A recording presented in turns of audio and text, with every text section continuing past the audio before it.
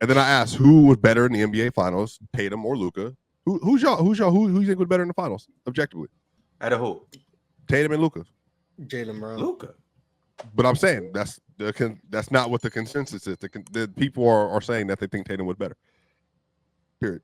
I mean, I'd say it's half and half, but it's like leading Tatum. But I mean, it's cool. Like the problem is that Jayson Tatum, because he shot so bad, that kind of took away from anything else he did. If he would have just shot decent, and when I say decent, I mean 44% from the yes, like let's say in the mid 40s. If he would have shot decent, it would have turned the tables on the narrative on him. But the fact that he shot so bad, it just went back to, this is who he is, and this is the problem with Jayson Tatum. When in reality, he actually didn't play bad in the finals. He played really well. He just didn't shoot the ball that well. That was it. You know what's actually crazy though? Now that I think on it, and this is our first time speaking of, I think over the whole finals, even while they were playing and stuff. This is our first time actually speaking on Jayson Tatum versus Luka. Remember going into it, that was the biggest headline. Remember that's what we were looking forward to. I don't think we ever actually got down to the bottom of that, and we actually didn't really. It wasn't really a mano type of thing between those two. It wasn't. It really wasn't. I think that's because both players were playing mid relative to their level of play. I think is what people takeaway was. And also too, Ron, you and I had this conversation before the final started that I felt like, some narratives are going to be settled. In fact, more questions than answers are now going on. Yeah. You got Jaylen Brown winning the finals MVP. You got Jayson Tatum not shooting the ball particularly well. Who now is the man on this team? What's going to be the story with Luka moving forward? So there was way more. I feel like now there's way more questions than there was answers. Chill. Objectively, Chill. If you heard a player was averaged 29, 8.8 rebounds, 5.6 assists with 4.6 turnovers. So basically a 1-to-1 assist to turnover ratio. Right. 47, 24, 58 splits. Right. Would you? If I just seen that, I would think he got busy.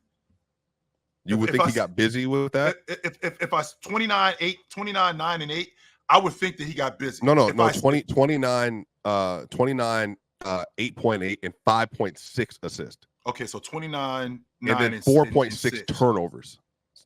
In terms of a scorer, if I just saw that, I'd be like, yo, it looks like he did work. But then I would have to look into it like, yo, you was a turnover machine during that time. You averaged almost 5 turnovers a game. You're killing us. You are absolutely killing us. And I think that goes back to what we talked about before with Luka. One, the fact that he has to do as much as he has to do with this unit in terms of his passing, scoring, playmaking for everybody else. But that's Luka's game.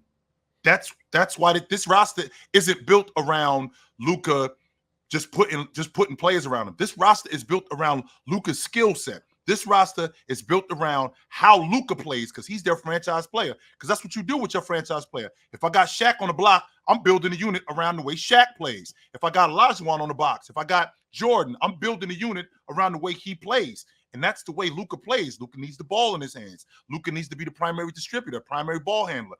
He's the one that's not taking all the shots, but he takes the majority of shots. So with that being said, with Luka, does he have to change his game?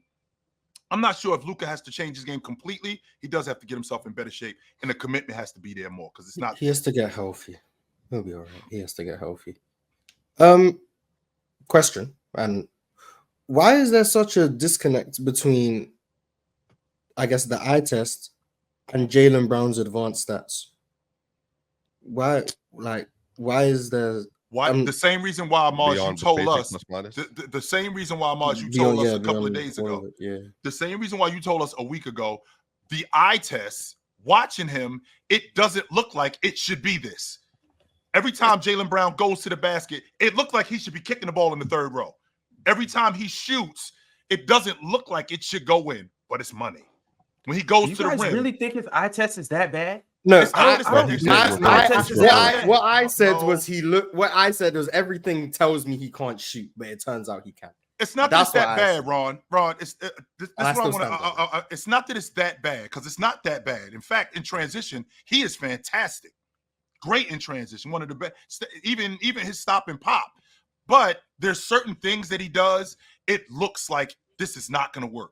You cringe. I cringe when I see him dribble the ball more than 3 times with his left hand. I'm worried that the ball's going to go out of bounds. I see him when he goes to his right and he goes back to his left more than twice. I'm thinking to myself, something bad's going to happen, right? And even though something good happens, that's what I'm talking about when we talk about the eye test with him. Meanwhile, you look at the stat sheet, and I mean, last year he was 27-7.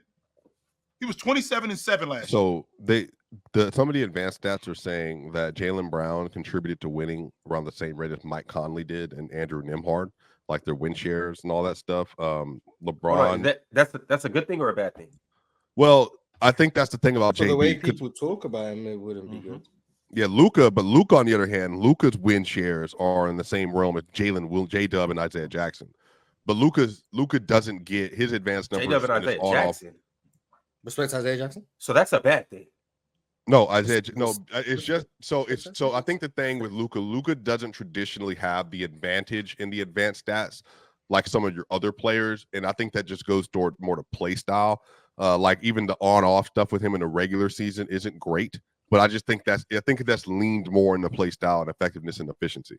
I think some of this is JB doesn't get a lot of love in that stuff, but if you just watch JB play, I don't know how, like even defensive win shares, for instance, I don't know how like they value as much the full pick up the court off ball denial stuff. Like it's hard to get that. Like Luka so when led you watch the playoffs in defensive win shares. He did. Yeah, Luka led, but then he also but on the other end of this, the team defensive rating was like a 107 with him on the court because of I think a lot of that is lineups and stuff. Defensively slanted lineups, the pace of play, a lot of different things that led into that. And so a lot of Mavs fans are saying, well, he wasn't that bad on defense. But again, you have to look how team shares work collectively when it comes to offensive and defensive win shares.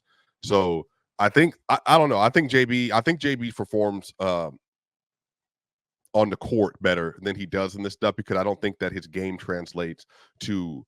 But that's why he's a secondary player too. Like he's not a primary number one option player because of some things like that. They're just not. He doesn't have a level of floor raising to him like some other players do. So it just depends. I just don't. I don't think Luka. Looking at the list that you had up there, Ron, if you can put it back. I don't think Luka. If to answer your question, I think Luka had one great series. Now versus I think that was against Minnesota. I don't think he was great against the Clippers. I think he was good against the Clippers. He was good, but he was up and down that series. The Thunder, he was good. Mm-hmm. And then I think it would go Wolves, probably Thunder, then Clippers. You think he was the worst series he had was the Celtics series? Clippers. When you look at those numbers, like for example, how about Game 5? What did he go 29? Oh no, he didn't play good in Game 5. That's what I'm talking about. Like if you look at the numbers, you go 20. He went 29, 11. Like that 29. A lot of that came when the game was out of hand. Game was already over. A lot of that came when the game was already out of hand. But with that being said, Luka's already been in that category anyway. So no matter what he did, this goes back to the quote unquote winning bias logic. So no matter what he did in these playoffs, even if he was terrible, the fact that they got to the NBA Finals, people would still talk about Luka like he was the best player. Like he was the best player in the playoffs. People would still talk about him like he's a top 2 player in the world. That's the thing. I know that's crazy, Swipe, but off the strength that Giannis has been out of the first round of the playoffs the last 2 years, and the indictment is coming down on him. The fact that Joker got bounced in the second round after being up by 20 at home in Game 7, and the fact that Luka got this team to the NBA Finals, and the fact that he got this team to the NBA Finals, a team that nobody really thought that could get to the finals. Sure, I think Mars had them going as far as the West Finals. That was as far as I think you had them going, Mars. With that being said, people already had their mind made up about Luka. Win, lose, or draw, he's either the best player in the world or top 2 player in the world. But just for like anyone who was wondering why I randomly asked that, is in offensive box plus minus in the playoffs, Jaylen Brown was 5th on his team. Wow. Not 5th in the NBA. Not in his whole playoff. Yeah, he was 5th on his team. Mm-hmm. In overall box plus minus, he was again 5th on his team. And like I think we can all see, he's not the 5th best player on the Celtics. And then you look at overall win shares, he was, I believe, fourth on his team behind Derek White, Jayson Tatum, Drew, and then him. And he and Al Horford are tied. And then win shares per 48, he's now below Al Horford. So, like, why are the, and then I could look at like Vorp and other things as well. Do you think that goes into floor raising more so than anything? Like well, then why would Derek White and Drew Holiday be above it? Well, that's what I'm saying. Do you think there's something to? I think. Would you say? I don't know. That's what I'm saying. Like I would need. That's probably going to be another task this summer. It's like it's being able to explain these things a little more thoroughly. I think there are certain ways you have to play basketball that I think advanced stats. That's why they favor big so much. Like Embiid, Giannis, Joker, Anthony Davis, LeBron, big wing. But then you get your guards like SGA and Jordan in them. But traditionally, like you just have to be able to play efficient, high level basketball. The rebounding stuff matters.